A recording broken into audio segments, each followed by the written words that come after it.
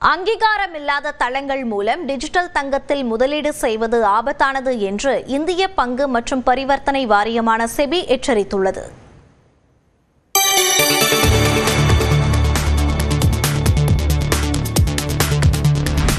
இந்தியாவில் கடந்த 2 ஆண்டுகளில் தங்கத்தின் விலை கடுமையாக உயர்ந்துள்ளது.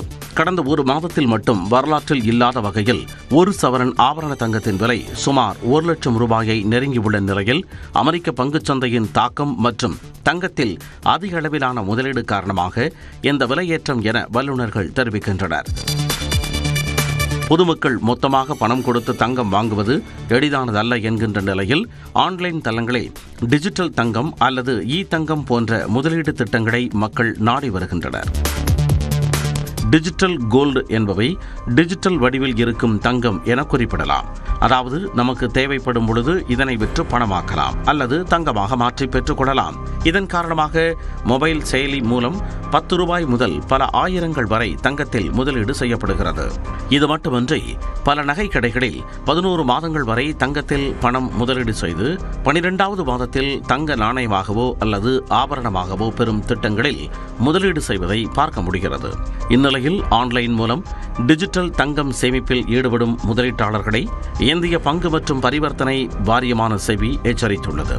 இதுபோன்ற டிஜிட்டல் தங்கத்தை வாங்குவோருக்கு எந்தவித சட்ட பாதுகாப்பும் இல்லை என செபி எச்சரித்துள்ளது.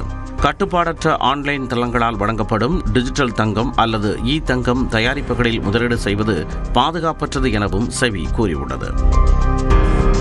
தங்க பத்திரங்கள் அல்லது சரக்கு வர்த்தக பொருட்களின் கீழ் டிஜிட்டல் தங்கம் அங்கீகரிக்கப்படவில்லை எனவும் இவை செபி அமைப்பின் கட்டுப்பாட்டின் கீழ் வராது என்றும் அதில் குறிப்பிடப்பட்டுள்ளது. அதே நேரம் கோல்டு ETF மற்றும் மியூச்சுவல் ஃபண்ட் வழியான தங்க முதலீடுகள் செபிக்கு கட்டுப்பட்டவை மற்றும் பாதுகாப்பானவை என இந்திய பங்கு மற்றும் பரிவர்த்தனை வாரியமான செபி தெரிவித்துள்ளது. நாட்டில் ஆன்லைன் தங்க முதலீட்டில் மக்களின் கவனம் திரும்பியுள்ள நிலையில் அதில் கவனமாக இருக்க வேண்டும் என செபி மக்களை எச்சரித்திருக்கிறது. அங்கீகரிக்கப்படாத முறையில் நிறுவனங்கள் மற்றும் செயலிகள் மூலம் வாங்கப்படும் டிஜிட்டல் தங்கம் பாதுகாப்பானதாக இல்லை எனவும் மக்கள் விழிப்புடன் இருக்க வேண்டும் எனவும் செபி அமைப்பு அறிவுறுத்தியுள்ளது.